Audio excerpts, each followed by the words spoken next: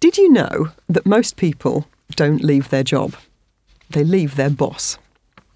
According to research done quite some time ago, it was discovered that when people decide that they're ready to change jobs, sometimes it is just genuinely they've exhausted the possibilities in their current job and they're ready to move on and do something else.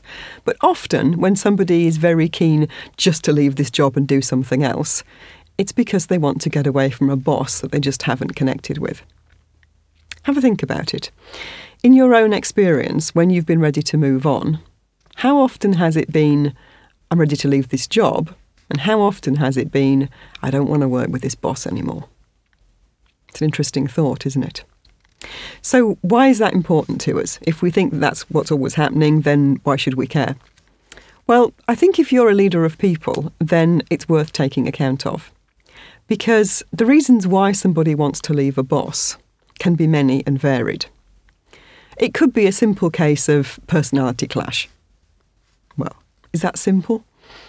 When we talk about a personality clash, usually it's a polite way of saying that we don't like somebody. And the reason why you don't like somebody usually is because they're very different from yourself. It could be that they have different values from you. It could be that they have different ways of doing things from you. It could just be that what they're interested in is not the same as you. Often it's a clash of values. So you'll find that people who want different things out of life and find different things important usually find it harder to get along than people who have some common ground in that area. So often when people say, oh, it's a personality clash, there is that kind of sense that there's nothing you can do about it because people think personality is fixed. But think about it. Personality is, by definition, those aspects of a person's behaviour that don't change over time. But there aren't very many of those, because everybody changes over time. As we grow older, we get more experience, we decide to do things different ways, we get different opportunities. Perhaps we have a bad experience that means that we say, I'm not doing that again, I'm going to do something different. So people do change over time. And if you think back to even 10 years ago, you're probably a somewhat different person now than you were back then. What this means is that you have a much greater range of ways of doing things, of behaviour, of activities, than you might actually be exercising. So the people with whom you have a so-called personality clash, it's possible that there are things that you could do differently that would stop the two of you clashing quite so badly. Now, it may be that you think, OK, I'll just let somebody go. It doesn't matter, we can replace them.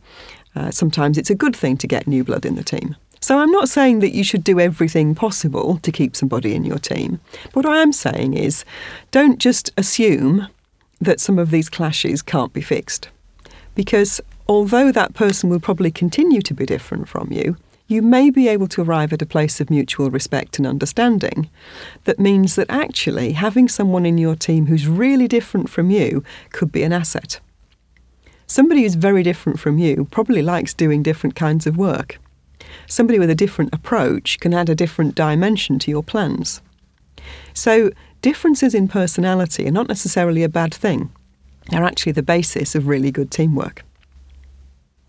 So next time you're starting to think that somebody might be going to move on because they just can't get on with the boss, whether that boss is you or somebody else, this is something worth considering. Is there a way that that situation can be turned around so that the differences between people become an asset rather than a problem? After all, if somebody doesn't move on but gets a new lease of life in their current role, it does save an awful lot of hassle for a lot of people. You think about the cost of replacing somebody in a role and what happens when they're not there in between one person leaving and somebody new coming in. If you think about all of that, isn't it worth a little bit of your time just to see if there's a way of shifting what goes on in that relationship? Food for thought.